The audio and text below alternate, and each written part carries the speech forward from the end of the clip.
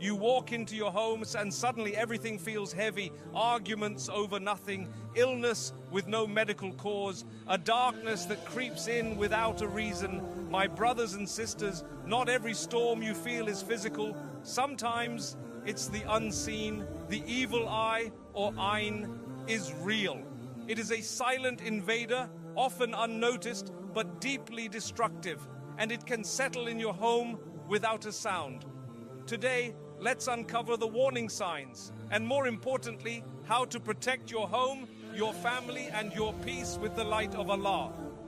Sign 1. Peace turns to pressure, and you don't know why. There was a time when your home felt like a refuge and a sanctuary.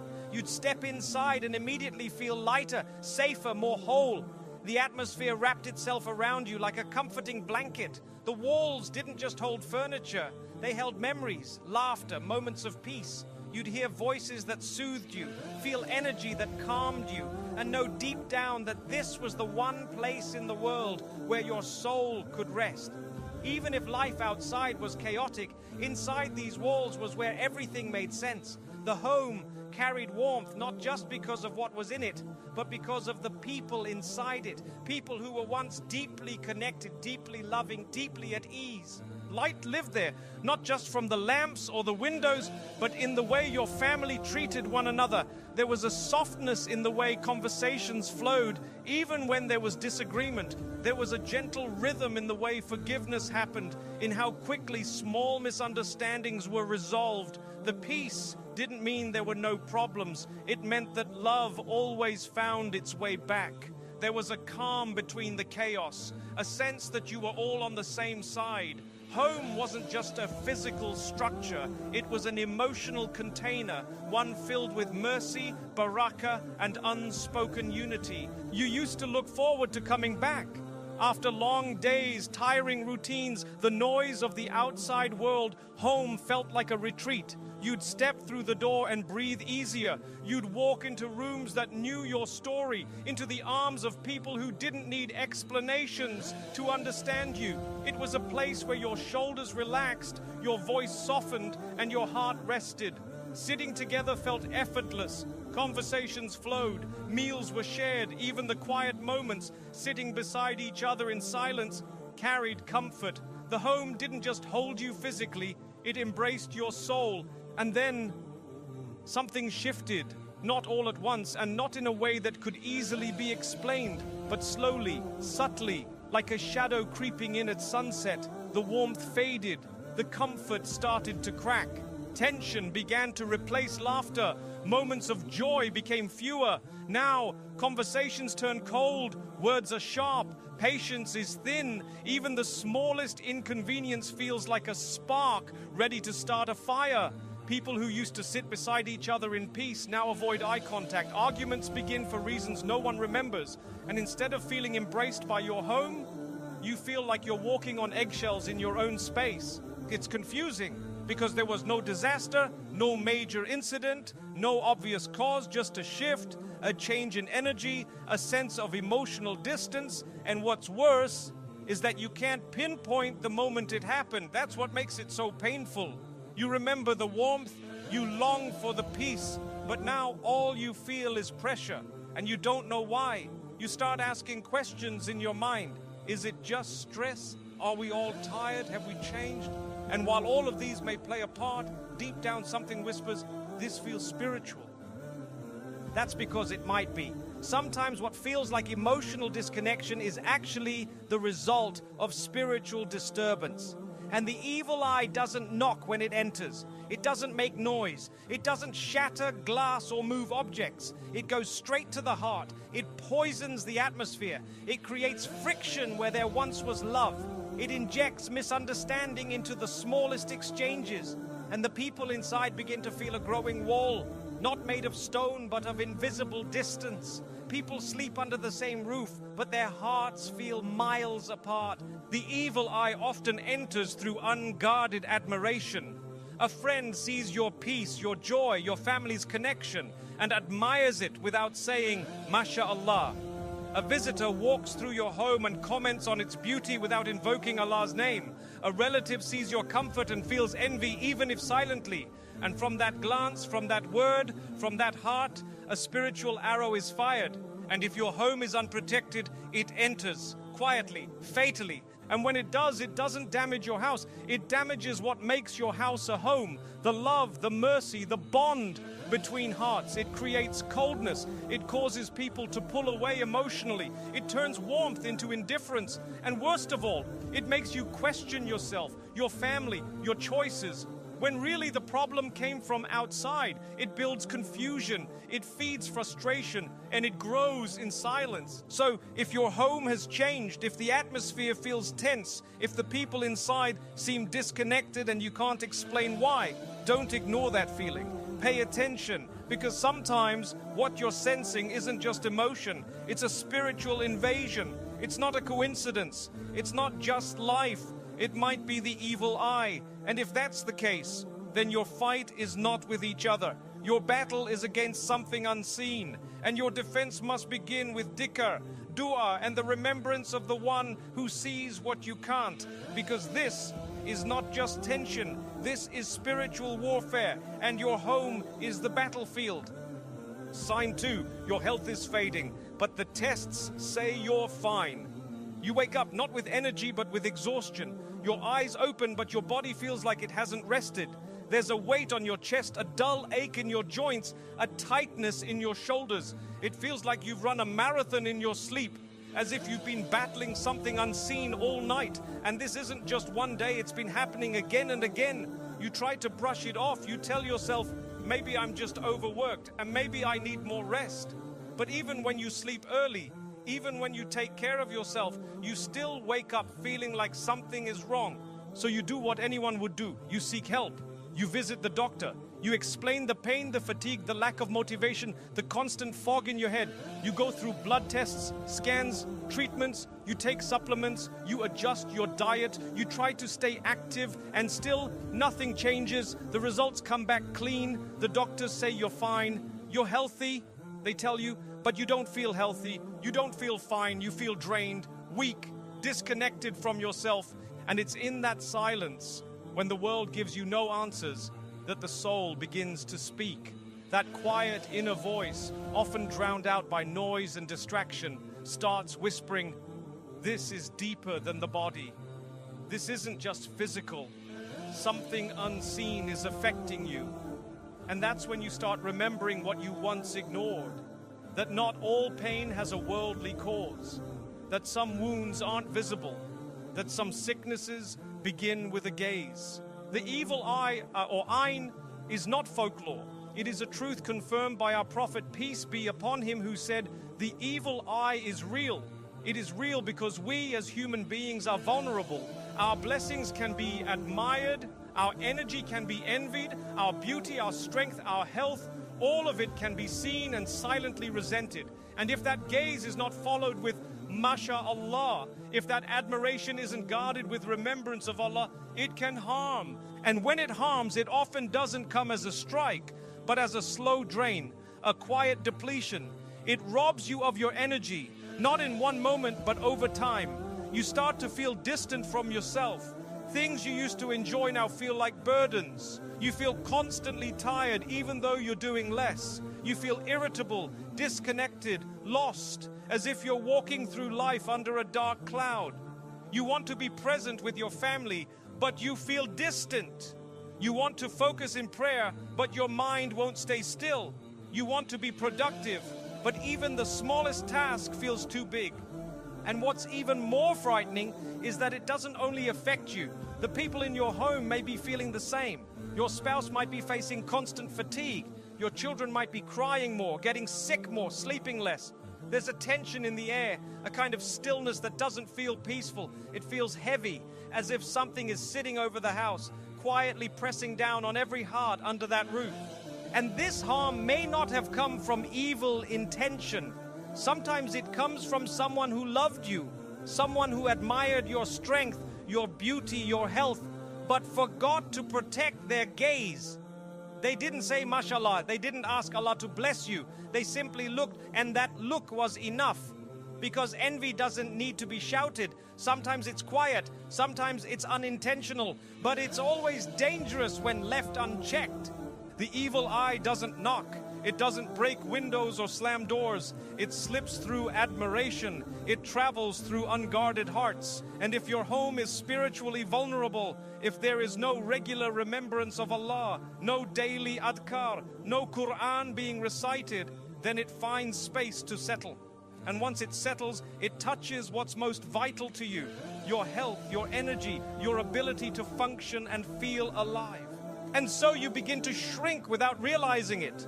You don't laugh like you used to. You don't move like you used to. You cancel plans. You withdraw from people. You feel like a shadow of who you were, but you don't understand why. That is the moment to stop blaming your body and start protecting your soul, because the solution doesn't lie only in medicine. Sometimes the cure comes from the one who created the body and the soul. Sometimes what you need is not another pill, but the healing of ruqyah, the recitation of the Qur'an, the power of the morning and evening adhkar, the protection of Ayat al-Kursi, the blessings of Surah al-Baqarah echoing through your home. When the evil eye drains your health, it does so quietly, but the healing of Allah enters with light. You may not see it, but when you speak the words of Allah, when you make dua with sincerity, when you turn to Him in complete reliance, something begins to shift. The fog lifts, the pain lessens, the energy returns, not all at once, but slowly, steadily through divine permission. So if your body is tired and the world says you're fine, listen to your soul. If your strength is fading and no one understands, turn to the one who knows you better than you know yourself. If the cause is unseen, then so is the cure. And it begins with returning to the one who sees all things. He is Ash Shafi, the healer. And when He heals, no trace of harm remains. Sign 3, your blessings are bleeding and you can't stop the loss. Once upon a time, things were flowing. You didn't have everything, but you had enough. Your income met your needs. Your savings grew slowly but surely. You were content. You weren't chasing wealth for pride. You were simply thankful for the barakah in what you had. When you worked, results followed. When you planned, things came together. Even in the tough moments, there was a hidden ease, a sense that Allah was carrying you through, providing in quiet ways you couldn't always explain. You felt secure. You felt stable. You felt that your efforts had value, that your provision was blessed. And then something shifted without warning, without reason, without sin. Your rizq started slipping through your fingers. Unexpected problems began piling up, one after another. One day your car breaks down. The next, an emergency bill arrives. Suddenly your steady income starts to feel like it's barely enough to survive. You keep asking yourself, where is it all going? You review your spending, you double your efforts, you try budgeting again, you look for mistakes in your plans, but nothing explains it. You aren't spending recklessly, you aren't wasting, and still, it feels like your wealth is disappearing. Your hands are working, but the barakah is missing. You're doing everything right, but things keep going wrong. And the harder you work, the further stability seems to drift from you. That's when your heart begins to sense something that numbers can't explain. That maybe this is not just a financial issue, maybe this is spiritual. Maybe something unseen has landed on your blessings and is quietly bleeding them dry. The evil eye doesn't always show up with illness or conflict. Sometimes it strikes the most sensitive area of your life, your sustenance, your rizq. Because rizq is not just about income, it's about ease, it's about blessing, it's about Allah putting more in less, about feeling satisfied with small amounts, about your earnings stretching, your work bearing fruit, your days being productive. When the evil eye enters a home through envy, and even silent envy, it often begins to remove barakah before anything else. You're still getting paid, but it doesn't feel like a blessing. You still have food, but the taste of gratitude is gone. You buy things, but you don't enjoy them. You feel restless, uneasy, your heart constantly worried about the future. You see your income, but feel no peace. You see your possessions, but they bring no calm. You begin to feel like you're in a race, constantly catching up, never catching a break. The moments that used to feel full of Allah's mercy now feel tight, uncertain, unstable. You might even start to feel shame, as if this is your fault, as if maybe you're not working hard enough, not planning well enough, not smart enough, and the shaitan feeds that lie, so you blame yourself and forget that sometimes the source of your struggle is spiritual. And here's what makes it even harder. The person who caused it may not even know they did. The evil eye can come from anyone, a neighbor, a friend, a family member, even someone who loves you, but allowed their heart to gaze upon your comfort without remembering Allah. They saw your peace, your steady income, your good fortune, and though they never said anything harmful, they didn't say mashallah either. And in that moment of silent admiration, that something harmful was released. A glance, a thought, a spark of envy that reached your home before you ever knew it. The evil eye is subtle. It doesn't knock, it doesn't scream, it creeps. And when it finds a home that's spiritually vulnerable, where dhikr is forgotten, where dua is neglected, where the Qur'an isn't recited regularly, it settles and it works quietly. It doesn't just take your money, it takes your contentment. It replaces clarity with confusion. It swaps peace for panic. It turns blessings into burdens. But here is the hope. Just as the evil eye enters silently, Allah's healing enters even more quietly, but with power no eye can stop. When you begin to return to Allah in the home, when the Qur'an is played, when Ayat al-Kursi is recited morning and evening, when Surah al-Baqarah fills the walls with light, when dua is made after every salah with sincerity, things start to shift again. Slowly you'll feel ease returning, the panic quieting, the confusion clearing. Your work begins to feel purposeful again. You may not see wealth explode, but you'll feel barakah return. The same income begins to stretch. The same work begins to bring peace. The stress begins to fade. The fog begins to lift. Allah never removes something from His servant except to teach them something greater. Maybe the bleeding of your blessings wasn't punishment, but protection. A wake-up call, a reminder to spiritually guard your home, your wealth, your heart, with dhikr, with gratitude, with submission. So if your blessings have started fading, don't just check your budget, check your heart. Don't just chase solutions, chase Allah's protection. The rizq you seek is already written, but the protection of that rizq, that begins with you. Start today, and no evil eye can touch what Allah surrounds with light. Sign 4, your sleep becomes a place of fear. Sleep. It's meant to be a divine pause from the world, a gift from Allah, a time when the body is still and the soul is entrusted to the care of its creator. Allah calls sleep a mercy, and rightly so, because during sleep we are disconnected from pain, from responsibility, from worry. The noise of the world fades, and we are left with nothing but stillness and surrender. For many, sleep is the only time they find true peace. But when the evil eye enters your home, even this sacred peace can be taken. It doesn't start loudly, it's subtle. You begin to feel restless at night. You toss and turn. You stare at the ceiling for hours, unable to drift off even though your body begs for sleep. You wake up multiple times for no reason. Your heart races. You sweat. You feel something heavy on your chest, like you're carrying unseen weight even while lying down. When you finally do sleep, the dreams come, strange, dark, intense, sometimes terrifying. You wake up confused, disturbed, heart pounding, not knowing what just happened.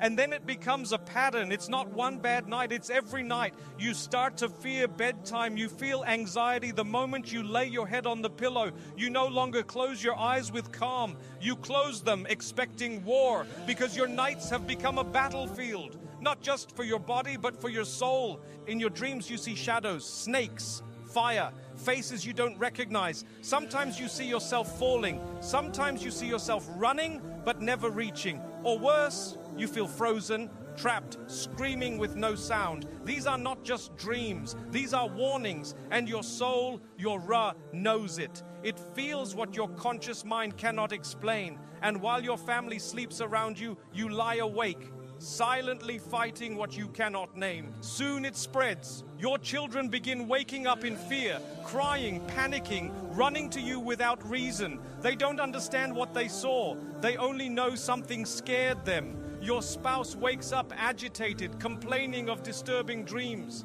Some nights no one in the house sleeps peacefully. The mood of the home begins to shift. Everyone feels tired, irritable, emotionally worn out. And the worst part, no one knows why. This is a sign. When sleep, something so natural, so essential, so healing, becomes so dark, you must start paying attention. Because not every nightmare is psychological, not every sleepless night is due to stress. Sometimes it's spiritual. Sometimes it's a symptom of something that's entered your home and begun to whisper in the night.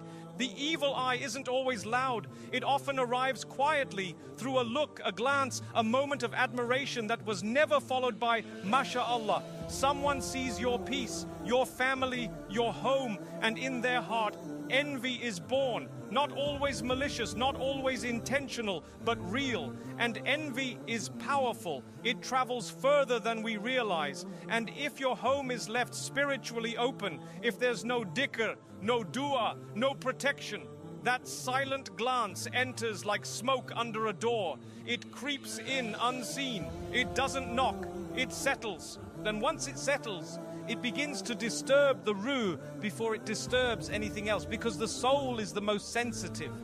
The body might feel fine, the mind might try to deny it, but the soul, it knows. It senses every presence, every energy, every spiritual imbalance. And when the soul feels unwelcome in its own home, it begins to cry out, through fear, through confusion, through dreams. That's why we are taught to protect our nights. That's why the Prophet, peace be upon him, told us to recite Ayat al-Kursi before we sleep, to say the morning and evening adhkar, to seek refuge in Allah from the envy of the envious and the harm of what He created. That's why Surah Al-Mulk is to be read every night, because it is a shield, a light, a fortress that no evil can pierce. Sleep is sacred. It is when the soul returns to Allah. It is when the heart resets, when rest becomes restless, when dreams become disturbing, when the night becomes heavy. You are being shown something, not to frighten you, but to awaken you. And it's not too late. The nightmares can end, the fear can fade, but you must invite Allah's light back into your home.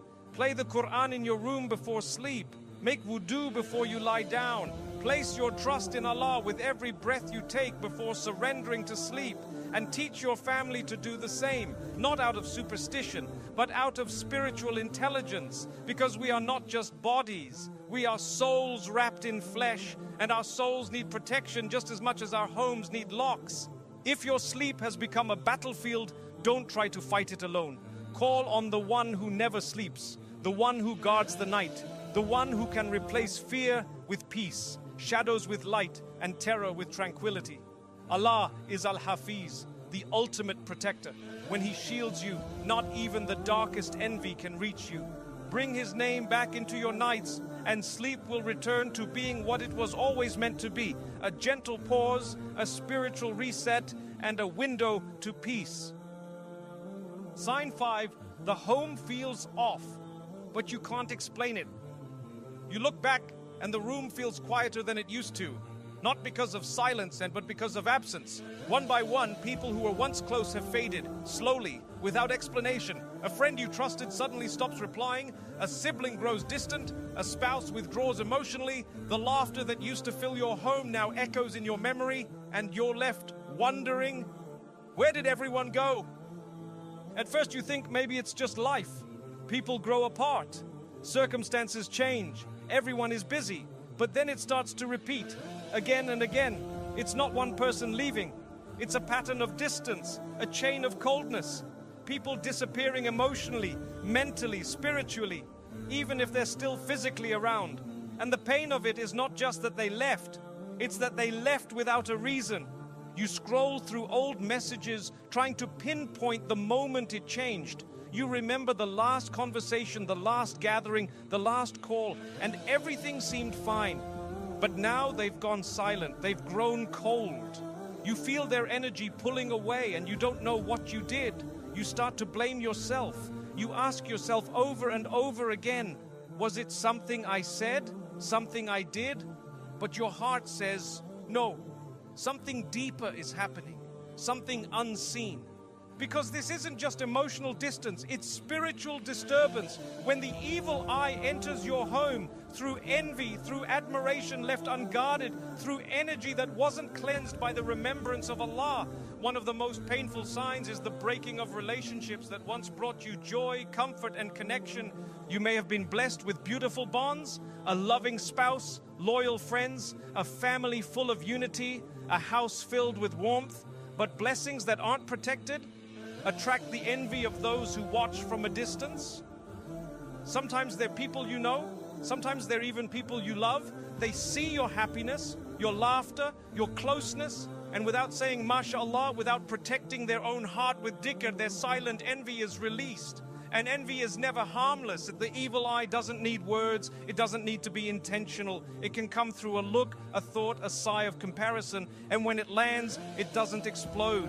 It erodes. It starts by placing tension where there was once peace, doubt where there was once trust, discomfort where there was once ease. Slowly, the people in your life begin to shift. Their love feels forced. Their presence feels distant. The relationship begins to decay, not from argument or betrayal, but from something no one can explain. And then they leave, not always physically, sometimes emotionally, spiritually. They're there, but not really. You talk, but it's not the same. The bond is broken, and you can't find the crack. This is the quiet destruction of the evil eye. It targets what is beautiful. And there is nothing more beautiful than love that is sincere, a home filled with unity, a family that supports each other, a friendship rooted in trust, a marriage built on mercy. That beauty becomes the envy of those who don't have it. And without protection, the evil eye enters and begins its silent war. It's devastating because you don't just lose people. You lose your sense of stability, you lose your anchor, you feel alone in rooms that used to feel full, you feel unseen by people who once knew your heart, and worst of all, you begin to doubt your own worth. Shaitan whispers to you, they left because of you, you're not lovable, you're not enough. But that is a lie designed to weaken you before you realize what's truly happening. The truth, you are not broken. You are not unworthy. You are not abandoned. You are being cleansed. Sometimes Allah removes people not to punish you, but to protect you, to realign your heart, to shift you away from unseen harm. He saw what you couldn't. He heard what was whispered when you weren't there. He felt what your soul couldn't explain. And in His mercy, He allowed a distance so that you wouldn't remain attached to hearts that had turned against you, even silently. And yes, it hurts, because hearts are fragile. We grieve when people leave, especially when we love them sincerely. But Islam teaches us, nothing is taken except that Allah replaces it with something better if you're patient, if you return to Him, if you seek His wisdom in the loss. The people who left, they didn't leave by accident. They left by decree. They left by protection. They left because your soul was being prepared for something purer, for relationships that carry light instead of jealousy, for love that is blessed instead of tested, for company that lifts your iman instead of draining your ra. So what should you do when people start leaving without reason? You respond with remembrance. You clean your heart of resentment. You forgive silently. You strengthen your ruqyah. You recite ayat al-kursi. You make dua that Allah protects your heart from the harm of hidden envy and your home from the visitors who bring heaviness with their gaze. You stop chasing people and you start chasing Allah, because when Allah loves you, He subtracts before He adds. He clears the room before He fills it with better company. He quiets the noise before He teaches you to hear His voice more clearly. And He removes what is no longer part of your growth, even if it once brought you joy. So if you're in a season of loss, know this: it's not the end, it's the turning point. And soon, very soon, you will look back and realize that what felt like people abandoning you was actually Allah rearranging your life for something more sacred, more sincere, and more protected than anything you ever imagined. Let go and let Allah replace, because hearts that are emptied for His sake are never left empty for long. If you've been feeling the shift, the tension in your home, the heaviness in your heart, the unexplained changes around you. Don't ignore it. Don't brush it off as coincidence. And don't let shaitan convince you that you're imagining things. Sometimes what you're feeling is real. Not in the world of the seen, but in the world of the unseen. The evil eye is not superstition, it's a truth the Prophet, peace be upon him, warned us about. It's a spiritual reality that requires spiritual solutions. And Allah, in His infinite mercy, did not leave us helpless. He gave us du'as, He gave us verses of protection, He gave us reminders and daily adhkar that act like shields, not just for your body but for your soul, your home, your family and your blessings. This is not a video meant to scare you. It's a reminder to wake up spiritually, to stop living in autopilot and start guarding what Allah gave you. Your peace, your rizq, your health, your sleep, your relationships. These are gifts. And gifts must be protected. So if you recognize these signs, don't panic. Return, repent, renew your connection with Allah. Make ruqyah a part of your routine. Recite the morning and evening adhkar with your heart fully present. Play the Qur'an in your home. Speak Allah's name before speaking about your blessings. Say MashaAllah often. And most importantly, trust that what Allah protects, no one can harm. You are not alone in this. Allah is with you. And when He is with you, even the most hidden envy becomes powerless. Keep your faith strong. Keep your remembrance consistent. And you'll find that no matter how heavy the battle becomes, Allah's light will always be greater. May Allah protect your home, your heart and your soul from every evil, seen and unseen. Ameen.